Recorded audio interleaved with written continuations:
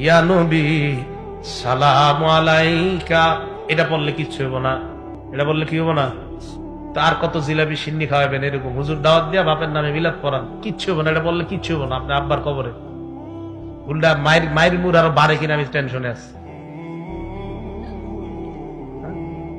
এইগুলা কই পান আপনারা?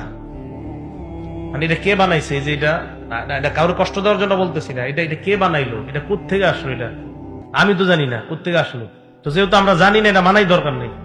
আমরা জানি কোনটা, আল্লাহুম্মা সাল্লি আলা মুহাম্মাদ ওয়া আলা আলি মুহাম্মাদ কামা সাল্লাইতা আলা ইব্রাহিম ওয়া আলা আলি ইব্রাহিম ইন্নাকা হামিদুম মাজিদ। সবাই পারেন কিনা? এটা কে কারে শিখাইছে একটু বলি, এরপরে গুরুত্ব দিবেন।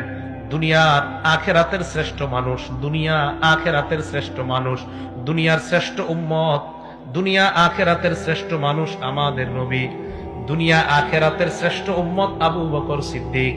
এই শ্রেষ্ঠ মানুষ শ্রেষ্ঠ উম্মতকে এই দুরূদ শরীফ শিখাইয়া দিছে।